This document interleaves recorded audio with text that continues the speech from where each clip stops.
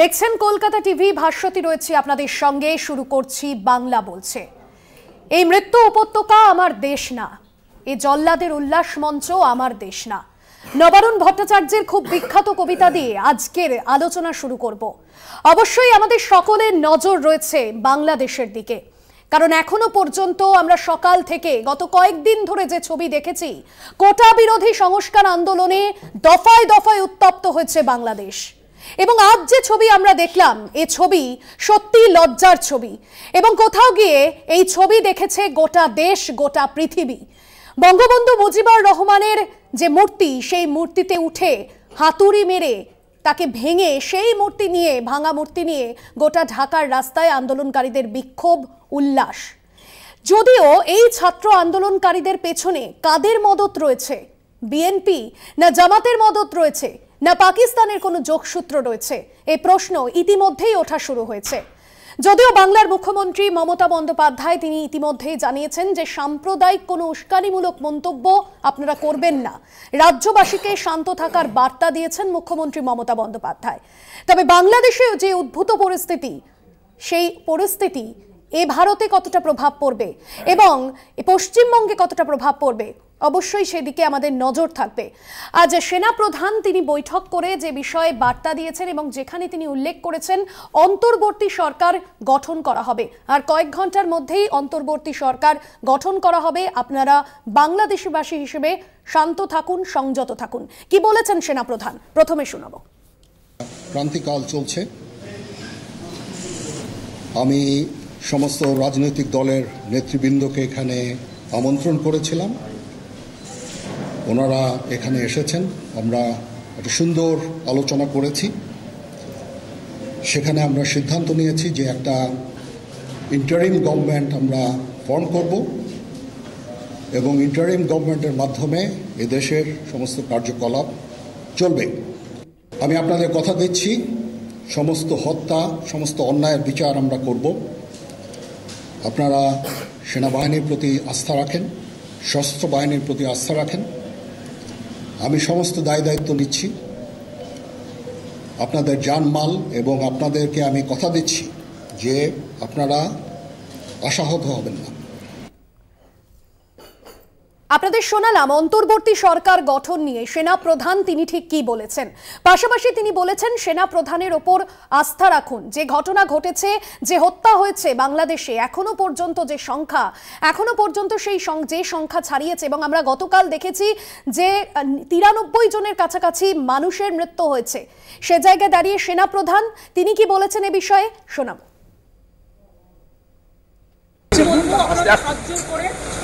সমস্ত সম্প্রদায়ের মানুষের কাছে শান্ত থাকুন, সুস্থ থাকুন, কেউ কোনো সাম্প্রদায়িকতার মূলক আচরণ করবেন না এবং আইন হাতে তুলে নেবেন না। যারা বিপদে পড়বে আমাদের ভাই বোনেরা, কারণ এখন অনেকে আছে, আমরা সেটা গভর্নমেন্ট অফ ইন্ডিয়া এবং গভর্নমেন্ট অফ বাংলাদেশ সেটা দেখে রাখি। গভর্নমেন্ট অফ ইন্ডিয়া যেভাবে বলবে আমরা সেভাবেই করব। আর আমি সমস্ত পলিটিক্যাল পার্টি লিডারদের অনুরোধ করছি এবং বিশেষ করে সমস্ত জগতের সবাইকে, দয়া করে এমন কিছু পোস্ট করবেন না যাতে কোনো সাম্প্রদায়িক সম্প্রীতি এখানে নষ্ট হয়। এবং সব দলের নেতারাই তাদের বলবো এটা দেশের উপর ছেড়ে দিন, দেশে আমাদের সরকার আছে, তাদের উপর ছেড়ে দিন। আপনারা নিজেরা এমন কোনো কমেন্ট করবেন না যাতে কোনো হিংসা বা প্ররোচনা সৃষ্টি হতে পারে। সকলেই আমাদের ভাই বোন এটা মনে রাখবেন, বাংলাদেশের যে ঘটনা, সেই ঘটনাতে আমরা সবাই উদ্বিগ্ন, কিন্তু সেটা নিয়ে পোস্ট করতে গিয়ে এমন কিছু লিখবেন না বা বলবেন না যাতে বাংলার কোনো শান্তি নষ্ট হতে পারে বা ভারতের শান্তি নষ্ট হতে পারে। এটা আমি সবাইকে বলবো, ইনক্লুডিং দ্য বিজেপি লিডার, কারণ তারা অলরেডি কিছু পোস্ট করছে যে পোস্টগুলো করা উচিত না বলে আমি মনে করি। আমি আমাদের নেতাদেরও বলবো কেউ কোনো পোস্টই যাবে না। সুতরাং আমি আপনাদেরও বলবো এবং সমাজ জগৎকেও বলবো, শান্তি রক্ষার স্বার্থে আসুন। ইন্ডিয়া একটা কান্ট্রি, বাংলাদেশও একটা কান্ট্রি, কিন্তু পাশের যদি রাজ্যে কিছু হয়, আমার প্রতিবেশী কিছু হয়, তার একটা প্রভাব পাশের রাজ্যে পড়ে। সেক্ষেত্রে শান্ত থেকে আমাদের পরিস্থিতিটা দেখে রাখতে হবে, সব সন্তানরা যেন ভালো থাকে। আপনাদের শোনালাম মুখ্যমন্ত্রী মমতা বন্দ্যোপাধ্যায় তিনি কি বক্তব্য রেখেছেন এবং কোথাও গিয়ে তিনি বলেছেন যে সাম্প্রদায়িকভাবে কোনো উস্কানিমূলক মন্তব্য করবেন না, কেন্দ্রের তরফে যা সিদ্ধান্ত নেওয়া হবে রাজ্য তা মেনে নেবে, এমনই মন্তব্য করতে শোনা গেল মুখ্যমন্ত্রী মমতা বন্দ্যোপাধ্যায়কে। এই নিয়ে আজকে আলোচনায় আসবো। এই মুহূর্তে আমার সঙ্গে আলোচনায় যুক্ত হয়েছেন তৃণমূলের তরফে পার্থপ্রতিম রায়। পার্থবাবু, আপনাকে স্বাগত আজকের আলোচনায়। বিজেপির তরফে রয়েছেন অরিজিৎ মুখোপাধ্যায়। অরিজিৎ, তোমাকে স্বাগত জানাবো আজকের আলোচনায়। এবং সিপিআইয়ের তরফে রয়েছেন এবং অবশ্যই তাকে স্বাগত জানাবো। তবে তার আগে মৈনাক পুততুণ্ড আন্তর্জাতিক সম্পর্ক বিশেষজ্ঞ রয়েছেন। মৈনিক বাবু, আপনাকেও স্বাগত জানাবো আজকের আলোচনায়। আমি পার্থবাবু শুরুতে আপনার কাছে আসবো। 1975 সালের 15ই আগস্ট নিজের বাসভবনে খুন করা হয়েছিল বঙ্গবন্ধু শেখ মুজিবুর রহমানকে। কোথাও গিয়ে এবং আমরা দেখলাম সেই কাকতালীয়ভাবে 50 বছর পর এই শোকের মাস অগাস্টেই শেখ মুজিব কন্যা শেখ হাসিনাকে দেশ ছাড়তে হলো। একটা বিষয় বারবার প্রশ্ন উঠছে, কাদের মদত রয়েছে? আজকে যে ছবি আমরা দেখলাম গোটা বাংলাদেশ জুড়ে, সেই ছবি তো অত্যন্ত লজ্জার।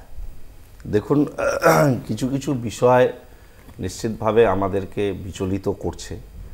প্রতিবেশী রাষ্ট্র হিসেবে ওখানকার যে এই মুহূর্তে পরিস্থিতি, কিছু ছবি যেগুলো প্রকাশ্যে আসছে, তো সেগুলো নিয়ে আমরা নিশ্চিতভাবে বিচলিত সকলে। কিন্তু এই মুহূর্তে মন্তব্য করার আমাদের সময় নয় যে কারা মদত দিচ্ছে, কিভাবে এটা হচ্ছে বা কেন হচ্ছে। এই বিষয়গুলো যেহেতু দুটো একটি রাষ্ট্রের ব্যাপার, তাদের আভ্যন্তরীণ বিষয়, এ বিষয়ে কমেন্ট করা একদমই যুক্তিসঙ্গত নয়। তবে আমরা বিশ্বাস করি এবং আমরা প্রার্থনা করি যত তাড়াতাড়ি সম্ভব সেখানে রেস্টোরেশন, একটা স্থিতাবস্থা, শান্তি ফিরে আসুক, একটা যেভাবে দেশ পরিচালিত হয় সেভাবে পরিচালিত হোক, এটাই আমাদের প্রত্যাশা। এর বাইরে কিছু বলবার অবকাশ আছে বলে আমি মনে করি না। একদমই। অরিজিৎ বাবু, আপনার কাছে আসবো। যে ছবি আমরা বাংলাদেশে দেখলাম এবং অবশ্যই সেই ছবি যেরকম অত্যন্ত লজ্জার, বঙ্গবন্ধু শেখ মুজিবুর রহমানের মূর্তি ভাঙা হলো, কোথাও গিয়ে এই পরিস্থিতি আমাদের ভারতে কতটা প্রভাব ফেলবে আপনি মনে করছেন? কি বলবেন আজকের এই পরিস্থিতি নিয়ে? দেখুন, প্রথমেই বলবো অত্যন্ত দুঃখজনক এবং অত্যন্ত কষ্টদায়ক একটি পরিস্থিতি আমরা বেশ কদিন ধরে যে পরিস্থিতি আমাদের পার্শ্ববর্তী রাষ্ট্র বাংলাদেশে দেখে আসছি, অত্যন্ত দুঃখজনক, বেদনাদায়ক।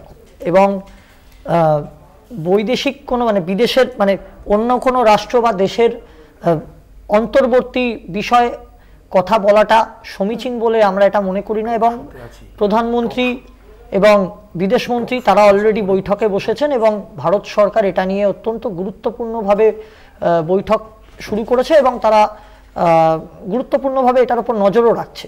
কিন্তু কিছু উল্লেখযোগ্য তথ্য আমাদের এটা বারবার মনে ভেসে আসছে, সাধারণ মানুষ হিসেবেও মনে ভেসে আসছে। দেখুন, আমরা এটা আগেও দেখেছি 1975 সালে যেভাবে মুজিবুর রহমানকে 15ই আগস্ট যেভাবে তার সাথে কি ঘটেছিল সেটা আমরা দেখেছি। এবং তিনি চিরকালই ভারত বন্ধু হিসেবে পরিচিত মুজিবুর রহমান।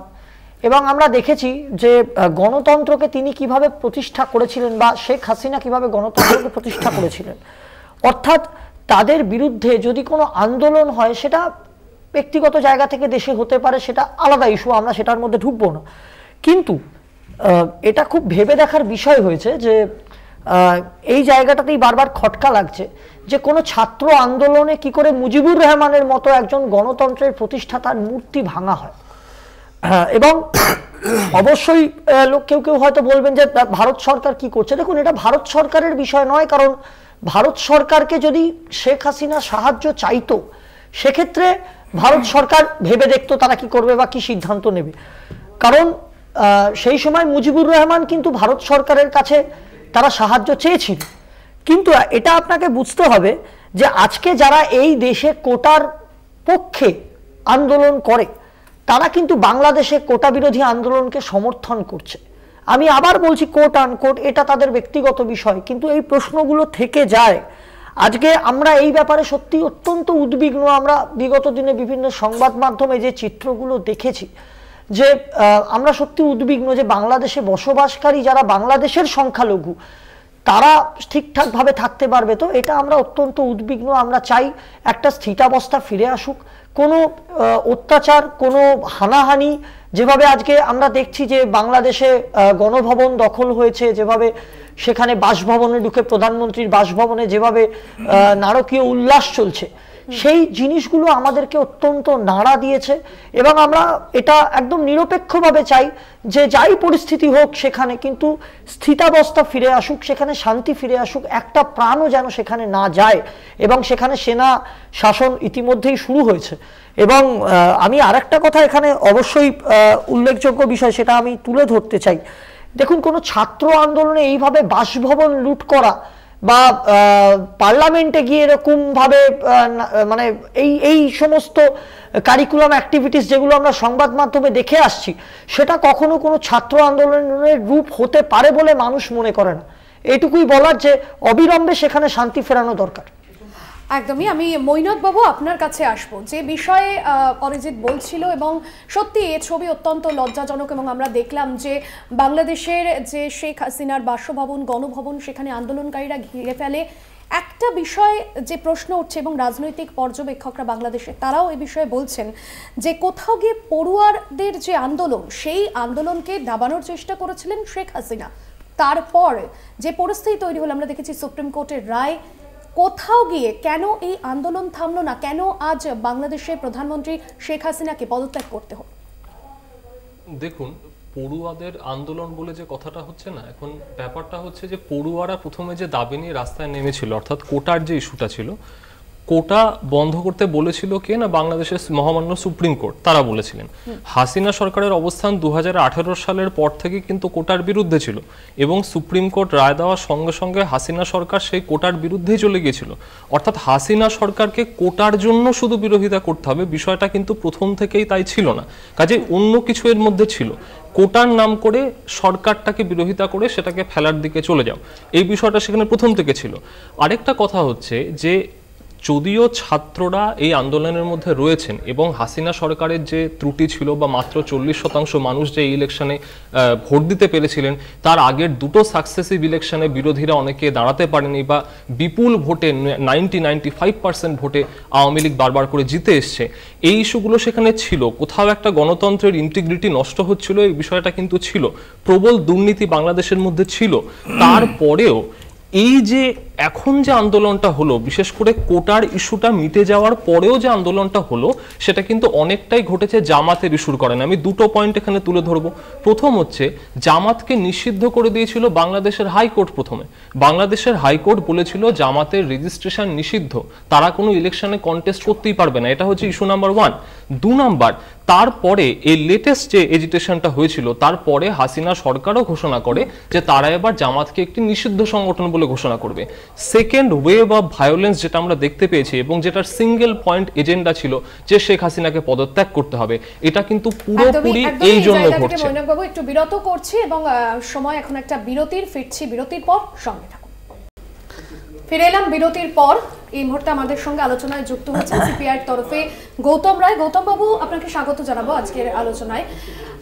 একটা বিষয় আপনার কাছে জানতে চাইবো। 1971-এর 7ই মার্চ ঢাকার রমনায় আমরা দেখেছিলাম রেসকোর্সে দাঁড়িয়ে শেখ মুজিবুর রহমান তিনি একটা মন্তব্য করেছিলেন যে আমাদের আর দাবিয়ে রাখা যাবে না। যেমনটা একটু আগে আমি প্রশ্ন করেছিলাম যে কোথাও গিয়ে ছাত্র আন্দোলনকে দাবানোর চেষ্টা শেখ হাসিনা, সে জায়গা থেকে কি আজকের এই পরিস্থিতি, বাংলাদেশে আজকের এই ছবি কি মনে করছেন আপনি? বিষয়টা হলো, আপনি যেটা বলেছেন ঠিকই, এটা একটা কারণ যে গণতন্ত্র যদি বিপন্ন হয় তখন আন্দোলনের পরিস্থিতি কোন দিকে যায়, এটা গোটা পৃথিবী জুড়ে ঘটনাগুলোকে লক্ষ্য করলে দেখা যায়। আমরা তো খুবই উদ্বিগ্ন, কারণ বাংলাদেশ একেবারে প্রতিবেশী রাষ্ট্র শুধু নয়, আমাদের পশ্চিমবঙ্গের সঙ্গে লাগোয়া। তাই আমার মনে হয় যে এটা ঠিকই কোনো ধরনের উস্কানিমূলক মন্তব্য, কোনো ধরনের এমন মন্তব্য যে মন্তব্যটা অপ্রয়োজনীয়, এটার থেকে আমাদের সবারই বিরত থাকা উচিত। এবং খুব সতর্ক থাকা উচিত যে আমার কাজে যেন অন্য লোক কোনোভাবে প্রভাবিত না হয়, এবং সরকার কি ভাবছে, রাজ্য সরকার, কেন্দ্রীয় সরকার, সেদিকেও একটা সজাগ দৃষ্টি রাখা উচিত সচেতন নাগরিক হিসাবে। এখন বাংলাদেশের স্বাধীন হওয়ার পর যে গণতান্ত্রিক পরিবেশে বাংলাদেশ চালিত হচ্ছিল, ইদানিংকালে বহু বছর বাংলাদেশের নির্বাচনকে কেন্দ্র করে নির্বাচন না করতে দেওয়ার একটা প্রবণতা এই সরকারের বিরুদ্ধে মানুষের মধ্যে জাগৃত হয় এবং একটা ক্ষোভ তৈরি হয়। আর দ্বিতীয় বিষয়, এই যে কোটা, এই কোটার বিষয়টাও একটা মারাত্মক আকার ধারণ করে। সবথেকে বড় বিষয় যেটা, যে ছাত্র আন্দোলনের ওপর এই যে নির্মমভাবে বর্বরচিত একটা সরকারের অ্যাক্ট, গুলি চালানো, এইটা এই দেশের সাধারণ মানুষকে খুব প্রভাবিত করলো বলে আমার মনে হয়। এবং আমার এটা মনে হয় যে হাসিনা সরকারের প্রথমেই ছাত্র আন্দোলনের নেতাদের সঙ্গে বসে একটা শান্তিপূর্ণ মীমাংসা করার দিকে যাওয়া উচিত ছিল।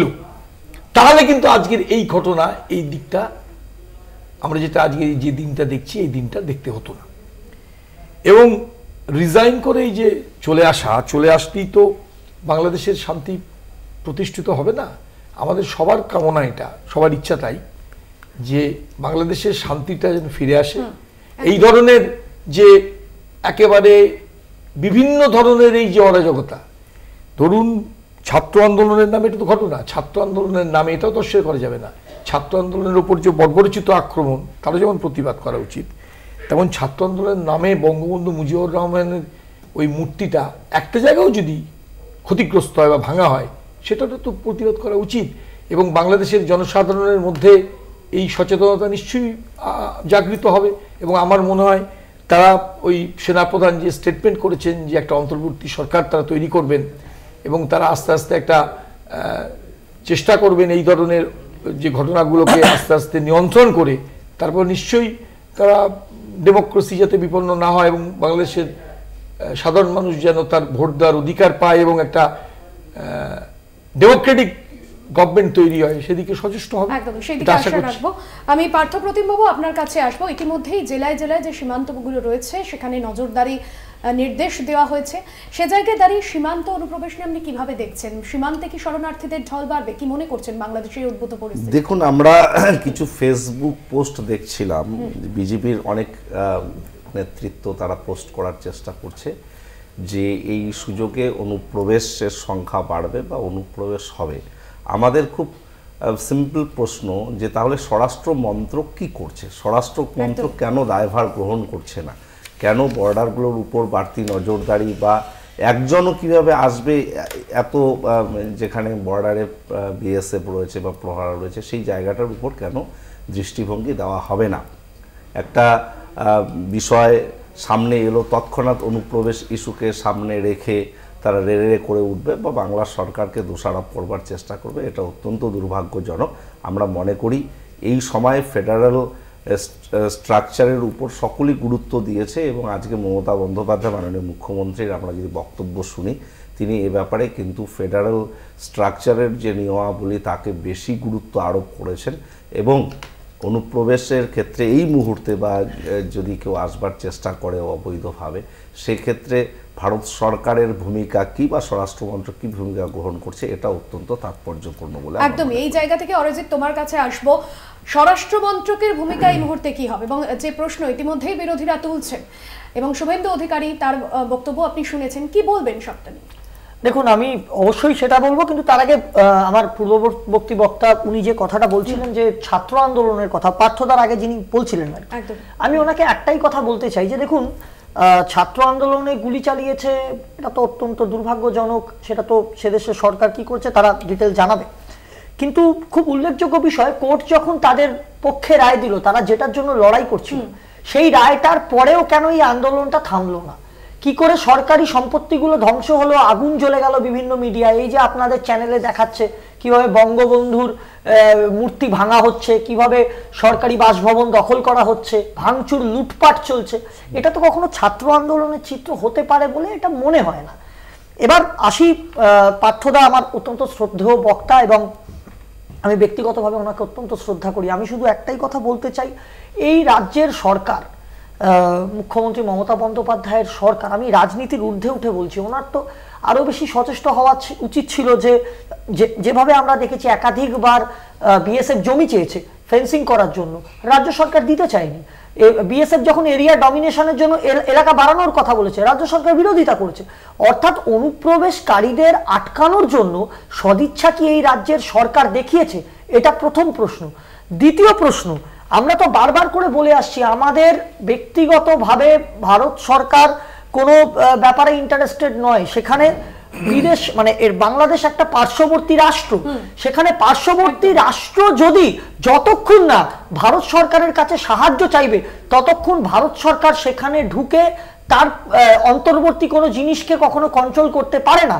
এটা সম্পূর্ণ নীতিবিরুদ্ধ। এবং সব থেকে বড় কথা, আমি আবারও বলছি যে কারণ এটা বিতর্ক থাকতে পারে, কেউ পক্ষে বলতে পারে, কেউ বিপক্ষে বলতে পারে, কিন্তু বঙ্গবন্ধু মুজিবুর রহমানকে যারা হত্যা করেছিল সেই সময়, যাদের বিরুদ্ধে আন্দোলন করে মানুষ কিন্তু আবার শেখ হাসিনাকে নিয়ে এসেছিল সরকারে, আজকে কিন্তু আমরা আবার সেই চিত্রটা দেখতে পাচ্ছি যে যেভাবে লুটপাট চলছে, যেভাবে শেখ হাসিনাকে তার দেশ ছেড়ে পালিয়ে আসতে হলো।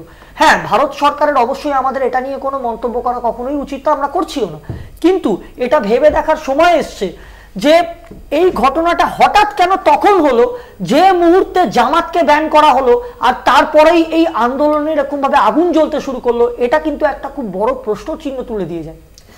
একটা ইস্যু আছে, একদমই পার্থবাবু আসবো, তবে সময় এখন একটা বিরতি নিতে হচ্ছে। ফিরছি বিরতির পর, সঙ্গে থাকুন। ফিরে এলাম বিরতির পর, আবারও ফিরবো আলোচনায়। আমি পার্থ প্রতিম বাবু আপনার কাছে আসবো। সেনাপ্রধান আজ যে বৈঠক করলেন সর্বদলীয়, এবং সেখানে আমরা দেখলাম জামাত থেকে জাতীয় পার্টি, বিএনপি সবাই ছিল, আওয়ামী লীগের কেউ কেন ছিল না, এবং ছাত্র আন্দোলন যারা আন্দোলন করে আসছে দীর্ঘদিন ধরে কোটা বিরোধী সংস্কার, তারাও বা কেন এই বৈঠকে ছিল না? এই বিষয়কে আপনি কিভাবে দেখছেন? এটা তো একটা অমীমাংসিত প্রশ্ন এখনো পর্যন্ত। নিশ্চিতভাবে সেনাপ্রধান বাংলাদেশের তার মূল মোটো থাকবে যে কিভাবে দেশে শান্তি ফিরিয়ে আনা যায়, একটা স্থিতাবস্থা আনা যায়। তো সেটার লক্ষ্যে তার যে প্রয়োজনীয় ভূমিকা গ্রহণ করা আছে সবটাই করা উচিত।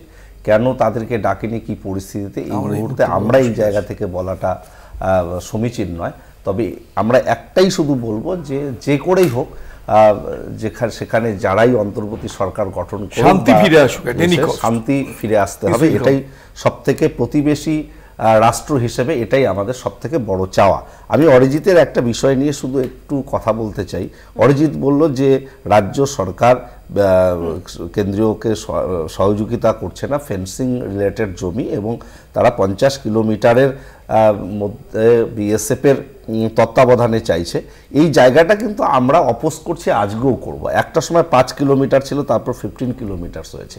অনুপ্রবেশ ঠেকাতে কেন 50 কিলোমিটার কবজা করতে হবে? সেটা কোথাও একটা রাজনৈতিক উদ্দেশ্য রয়েছে, যে ফেডারেল স্ট্রাকচারকে ভেঙে তারা সরাসরি হস্তক্ষেপ করতে চাইছে। আজকে আমাদের পশ্চিমবঙ্গের বাংলাদেশ সীমান্তটা আমরা যদি দেখি, তার 50 কিলোমিটার ধরলে প্রায় অর্ধেকের বেশি অংশ আমাদের রাজ্যের কেন্দ্রের সরাসরি বিএসএফের কবজাধীন হয়ে যেতে পারে, যেখানে ফেডারেল স্ট্রাকচার একটা ভয়ঙ্কর কিন্তু মার খাবে।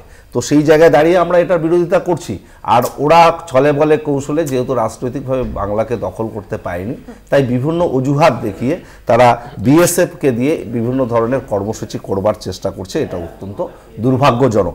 তারা বর্ডারের উপর বেশি গুরুত্ব দিক, অনুপ্রবেশ ঠেকানো বা ইললিগাল যে সমস্ত বিষয় আছে সেগুলোর উপর তারা কেন বেশি নজর না দিয়ে রাজ্যকে দোষারোপ করে, এই জায়গাটা কিন্তু আমাদের বোধগম্য হয় না। একদমই। অরিজিৎ, এই জায়গা থেকে কি বলবে? দেখুন, আমি আবারও বলছি যে বর্তমানে বাংলাদেশে যে পরিস্থিতিটা চলছে, প্রথম কথা এটা নিয়ে আমাদের সত্যি মন্তব্য করাটা কখনোই উচিত নয়, আর করবও না। আমরা সবসময় চাইবো যে প্রথম সবার আগে এই যে ছবিগুলো দেখছি এগুলো যাতে দেখতে না হয়, মুজিবুর রহমানের মূর্তি ভাঙা হচ্ছে বা এরকম কিছু, সবার আগে শান্তি ফিরে আসুক এবং একটা প্রাণও যেন না যায়, সে যে পক্ষই হোক না কেন। কিন্তু একটাই কথা যে এই রাজ্যে বারবার বিএসএফকে আক্রমণ করা হয়, বারবার জমি নিয়ে বিতর্ক হয়, কিন্তু সবথেকে উল্লেখযোগ্য বিষয় যখন এই রাজ্যে একাধিকবার বিভিন্ন জঙ্গিকে গ্রেফতার করা হয়, এটা নিয়ে কেন রাজ্য সরকার ওয়াকিবহাল নয়? কেন বারবার বাংলাকেই ওরা সেফ প্যাসেজ হিসেবে বেছে নিচ্ছে? এটাও তো রাজ্য সরকারকে ভাবতে হবে এবং কেন্দ্রের পাশে থাকতে হবে। আমি সব ব্যাপারে রাজনীতির পক্ষপাতী নই এবং আমি আবারও বলছি, আমরা চাই মমতা বন্দ্যোপাধ্যায় রাজনৈতিক বিরোধিতা করছেন, সেটা ওনার ব্যক্তিগত জায়গা, কিন্তু অনুপ্রবেশ ইস্যুতে বা রাষ্ট্রীয় সুরক্ষার ক্ষেত্রে ভারত সরকারের পাশে দাঁড়িয়ে মমতা বন্দ্যোপাধ্যায়ের ভারত সরকারের হাতকে শক্ত করা উচিত বলে ব্যক্তিগতভাবে আমি মনে করি। কারণ কিছু ক্ষেত্রে সবসময় বিরোধিতা প্রয়োজন আছে বলে আমরা মনে করি না, কারণ রাষ্ট্রীয় সুরক্ষার ক্ষেত্রে কিন্তু অবশ্যই কেন্দ্র সরকারের কিন্তু রাজ্যগুলোকেও পাশে দরকার হয়, কারণ রাজ্য যদি অসহযোগিতা করে তখন রাষ্ট্রকে সুরক্ষা দেওয়াটা কিন্তু অত্যন্ত কষ্টকর হয়ে দাঁড়ায়। একদমই। মৈনাক বাবু, আপনার কাছে আসবো। আজকের যে ছবি আমরা বাংলাদেশে দেখলাম, যে উদ্ভূত পরিস্থিতি গত কয়েকদিন ধরে হয়ে আসছে, কোথাও গিয়ে আপনি কি মনে করছেন এই যে ছাত্র আন্দোলন, আজকে যারা যে ছবি আমরা দেখলাম, যে নারকীয় উল্লাসের ছবি আমরা দেখলাম, গণভবনের যে ছবি আমরা দেখলাম, ছাত্র আন্দোলনের নামে নেপথ থেকে কোথাও গিয়ে শেখ হাসিনার ওপর কোনো গিয়ে ক্ষোভ বা এ বিষয়ে তার যে দমনমূলক নীতি গত 20 বছর ধরে, কোথাও গিয়ে সেই আক্রোশের কি প্রতিচ্ছবি দেখা গেল আজকের এই আন্দোলন? দেখুন, আমি যেটা একটু আগেও বলছিলাম যে শেখ হাসিনা তিনি যেভাবে তার সরকার চালিয়েছেন বা এবং এখানে বিশেষ করে তার যে ছাত্র সংগঠন অর্থাৎ ছাত্র লীগ, তাদের যে ভূমিকা ছিল বিভিন্ন কলেজ ইউনিভার্সিটি ক্যাম্পাসগুলোতে, এই ভূমিকাগুলো এবং তাদের যে দুর্নীতিও অনেক সময় সেটা অনেক সামনে এসে পড়েছিল, এই বিষয়গুলো অত্যন্ত গুরুত্বপূর্ণ ছিল। কিন্তু তার সঙ্গে সঙ্গে এটা কখনোই অস্বীকার করা যাচ্ছে না যে অনেক ডেটা বলছে, ইউএনের ডেটা বলছে, আপনার বিভিন্ন আন্তর্জাতিক সংগঠনের ডেটা বলছে, অক্সফ্যামের ডেটা বলছে যে শেখ হাসিনার এই যে শাসনকালটা, এই শাসনকালে বাংলাদেশের জিডিপি বেড়েছে, এই শাসনকালে ইভেন বাংলাদেশের জিডিপি এত ভালো হারে বেড়েছে যে ভারত ছাড়া দক্ষিণ এশিয়ার অন্য যে কোনো দেশকে বাংলাদেশ টেক্কা দেওয়ার মতো জায়গায় যাচ্ছিল। বাংলাদেশের খাদ্য সুরক্ষা বাংলাদেশের বেড়েছিল, বাংলাদেশের বৈদেশিক বাণিজ্য বেড়েছিল। কাজে কিছু কিছু দিকে যে বাংলাদেশ উন্নতি করছিল সেটাও অস্বীকার করার নয়। অনেক ব্যক্তি তারা ভারতে বসে আছেন, তারা আবার এইগুলো দেখে ভারত সরকারের সমালোচনা করছিলেন যে দেখো বাংলাদেশ কত উন্নতি করছে। তাহলে মুদ্রার দুটো পিঠই রয়েছে। শেখ হাসিনার শাসনকাল যে বাংলাদেশকে এক ধরনের অর্থনৈতিক স্টেবিলিটি দিয়েছিল এবং বাংলাদেশের যে একটা উন্নতি হচ্ছিল, সেটা কিন্তু পুরোপুরি অস্বীকার করার নয়। এখন আমাদেরকে যেটা দেখতে হবে এবং যেটা এখানে সকলেই খুব বিবেচনার সঙ্গে সকলে যারা উপস্থিত আছেন তারা উল্লেখ করছেন, আমরা এখানে বসে এখন কোনো র্যাশ মন্তব্য আমাদের করা উচিত না। খালি একটাই জিনিস বলবো যে আজকে যে বাংলাদেশের সেনাপ্রধান বলেছেন যে অন্তর্বর্তীকালীন সরকার, সেখানে বারবার তাকে আজকে প্রশ্ন করা হয়েছিল ইন্টারভিউতে যে আওয়ামী লীগের কোনো মানুষকে এতে থাকবেন বা আপনার সাথে কি আওয়ামী লীগের কারোর কোনো কথা হয়েছে, তিনি কিন্তু প্রশ্নটা প্রত্যেকবার এড়িয়ে গেছেন। তাহলে এই জিনিসটা কিন্তু খুব গুরুত্বপূর্ণ। আওয়ামী লীগের এখনও বাংলাদেশে একটা ইম্পর্টেন্ট নেটওয়ার্ক রয়েছে, কিন্তু কাজে তাদেরকে পুরোপুরি বাদ দিয়ে যদি অন্তর্বর্তীকালীন সরকার গঠন করা হয়, তার স্টেবিলিটি কীরকম হবে, ভবিষ্যতে তাতে সমস্যা হবে নাকি, এটা কিন্তু একটা দেখার মতো বিষয়। একদমই। গৌতম দা, আপনার কাছে আসবো। যে পরিস্থিতি আজ আমরা বাংলাদেশে দেখলাম, সেনা প্রধান তিনি বলেছেন যে আগামী কয়েক ঘন্টার মধ্যে বিবেচনা করা হবে, অন্তর্বর্তী সরকার গঠন করা হবে। এই জায়গায় আপনি কিভাবে দেখছেন আগামী দিনে বাংলাদেশের রাজনৈতিক সংকট বা রাজনৈতিক পরিস্থিতি কোন জায়গায় যাবে? না, সেনা প্রধানের যেটা স্টেটমেন্ট দেখলাম, যেটা আপনারা চালিয়েছিলেন, তাতে দেখলাম তিনি খুব আন্তরিকভাবে মনে করছেন এবং বলছেন যে এটা একটা ইন্টারিম গভর্নমেন্ট এবং এদের মাধ্যমেই যেটা যেদিকে যাওয়ার চেষ্টা করছেন সেটা হচ্ছে আসলে বাংলাদেশে একটা ফ্রি অ্যান্ড ফেয়ার ইলেকশনের দিকে যাওয়ার উনি চেষ্টা করছেন। এটা আমার অন্তত তার বডি ল্যাঙ্গুয়েজ এবং তার বক্তব্যের মধ্যে মনে হয়েছে। এক, দ্বিতীয় বিষয় হচ্ছে যেটা আপনি বলছিলেন যে সমস্ত দলের প্রতিনিধিত্ব। এখন এটা একটা সত্যি কথা বলতে গেলে যদি একেবারেই আপনি ইম্পার্শিয়ালি জাজমেন্ট করেন, ইম্পার্শিয়ালি জাজমেন্ট দেন, তাহলে নিশ্চয়ই সর্বত্র যখন একটা সরকার তৈরি হবে এবং যখন সেটা অন্তর্বর্তীকালীন সরকার এবং তৈরি করা হচ্ছে একেবারে অন্য process, not by voting but by administration, তখন স্বাভাবিকভাবেই সেখানে সব দলের প্রতিনিধিত্ব হওয়া উচিত, থাকা উচিত। এখন সেই দেশের ওই সামাজিক পরিস্থিতিতে উনি কেন ডায়ালগ ওপেন করলেন না, কেন অ্যাবসেন্ট, এটা তো আমাদের এখান থেকে বসে জাজমেন্ট দেওয়া সম্ভব না। কিন্তু আমরা এটা বলতে পারি এবং নিশ্চয়ই এটা আমাদেরকে ভাবিত করে যে এই অন্তর্বর্তী সরকার যেটা তৈরি হবে সেটা যাতে বাংলাদেশে পিস আনতে পারে এবং সেই শান্তি আনার প্রশ্নে এবং আবার নতুন করে জেনারেল ইলেকশন করে নতুন সরকার তৈরি করার ক্ষেত্রে একটা নিয়ামক ভূমিকা গ্রহণ করবে, সেই ক্ষেত্রে একটা দলের প্রতিনিধিত্ব থাকা উচিত বলে আমরা মনে করি এবং সেটা স্বাভাবিক কারণবশতই আসা দরকার।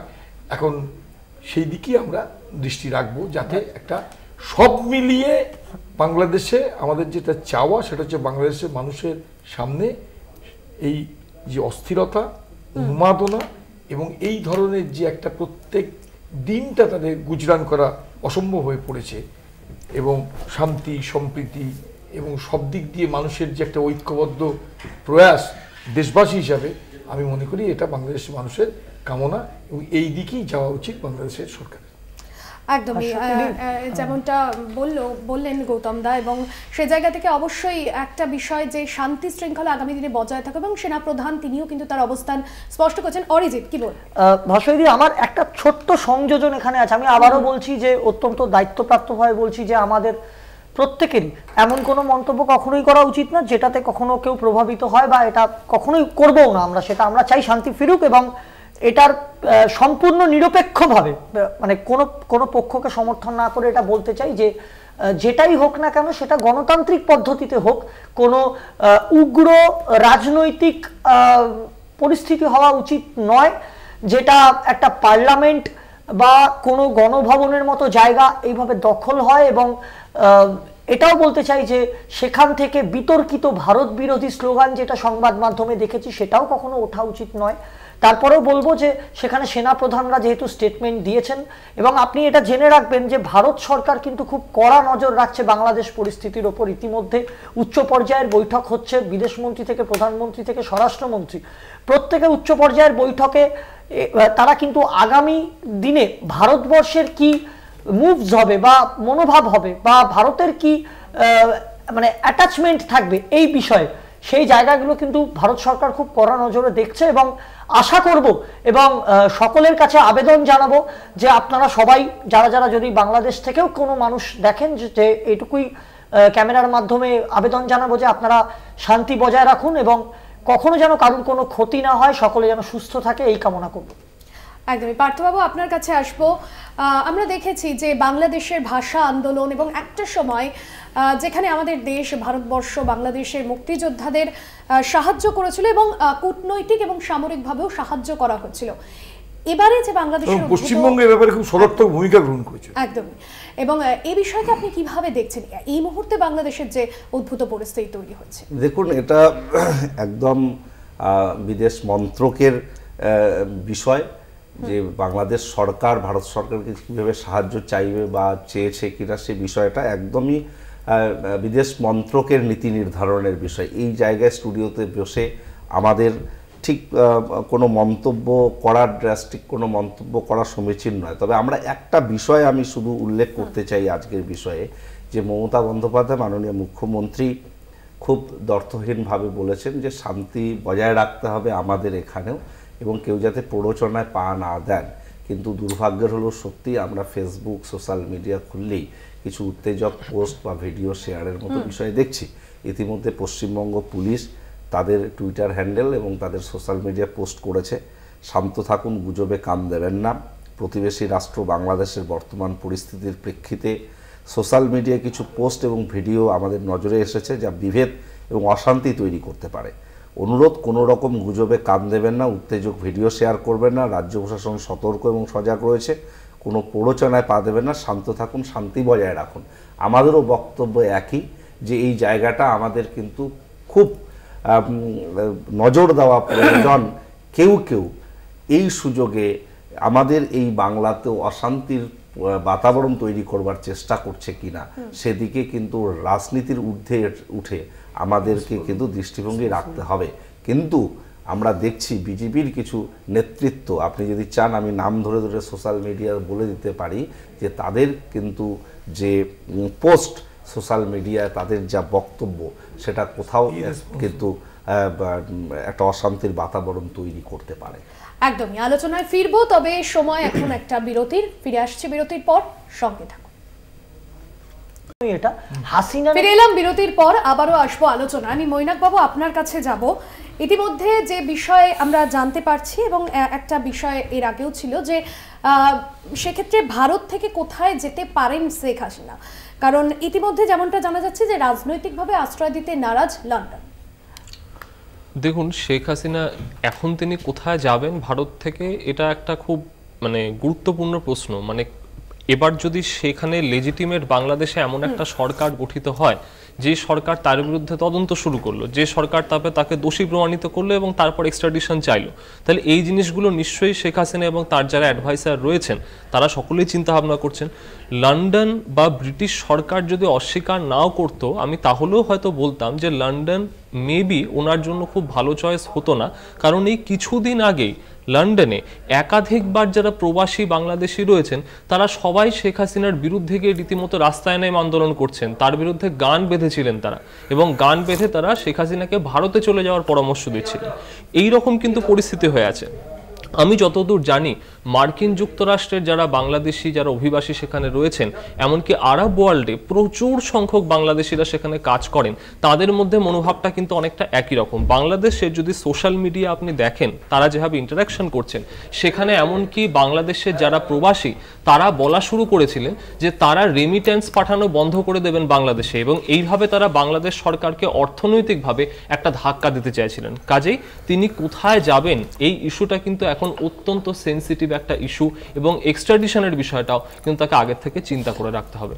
একদম এই নিয়ে ছোট একদম সরাসরি আসবো। পার্থবাবু, আপনি কি বলবেন এই বিষয়টা? অত্যন্ত গুরুত্বপূর্ণ এই মুহূর্তে দাঁড়িয়ে। দেখুন, শেখ হাসিনা নিশ্চিতভাবে তিনি কি সিদ্ধান্ত নেবেন সেটা তার উপরেই বিবেচনাধীন। তবে আমরা মনে করি যে প্রতিবেশী রাষ্ট্রের একজন সাবেক প্রধানমন্ত্রী হিসেবে তিনি বিভিন্ন জায়গায় হয়তো আশ্রয় চাইবেন, এবং নিশ্চিতভাবে কেউ না কেউ তাকে সেই সহযোগিতাটা দেবে। এটা আন্তর্জাতিক রাজনৈতিক পরিমণ্ডলের যে নিয়মাবলী আছে তাতেও সম্ভবত সেদিকে তিনি সাহায্য পাবেন। তবে ভবিষ্যৎ কি হবে সেটার দিকে আমরা সকলে তাকিয়ে রয়েছি। তবে আমরা চাই, আবারও বলছি, যে বাংলাদেশের আসুক। একদমই। অরিজিৎ, একটা বিষয়, হাসিনার পদত্যাগের পর সরকারের রাশ কার হাতে যাবে এই নিয়ে অত্যন্ত উদ্বিগ্ন নয়াদিল্লি। এবং আমরা যদি মনে করি বেশ কয়েক মাস আগে যে বৈঠক হয়েছিল প্রধানমন্ত্রী নরেন্দ্র মোদীর সঙ্গে শেখ হাসিনার, যেখানে তিস্তা জলবন্টন চুক্তি সহ বেশ কিছু বিষয় নিয়ে গুরুত্বপূর্ণ আলোচনা, এবং জানিয়ে পরবর্তীতে মুখ্যমন্ত্রী মমতা বন্দ্যোপাধ্যায় তিনি ক্ষোভ প্রকাশ করেছিলেন। এই বিষয়টাই যে হাসিনার সরকারের পতন, এবং এই বিষয়গুলো কিভাবে দেখছো?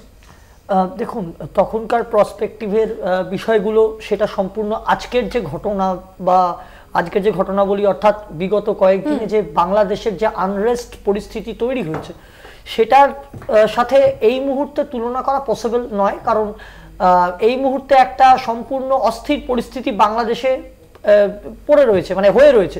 এবং এটা এরকম নয় যে ব্যাপারটা শেখ হাসিনা সরকারের বিরুদ্ধে আন্দোলন, আবার ভোট হবে, বা অনাস্থা আনা হলো, তাকে সরকার পড়ে গেল, আবার ভোট হবে, ব্যাপারটা এরকম নয়। এখানে একটা আনরেস্ট পরিস্থিতি যেহেতু তৈরি হয়েছে, শেখ হাসিনাকে দেশ ছাড়তে হয়েছে, এবং এখন বর্তমানে সেনার হাতে চলে গেছে শাসন ব্যবস্থা।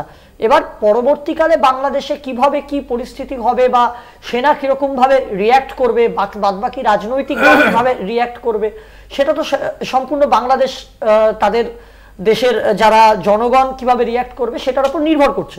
কিন্তু উল্লেখযোগ্য বিষয় একটাই, আমি শুধু এটুকুই বলবো যে শেখ হাসিনা বঙ্গবন্ধু মুজিবুর রহমানের মেয়ে।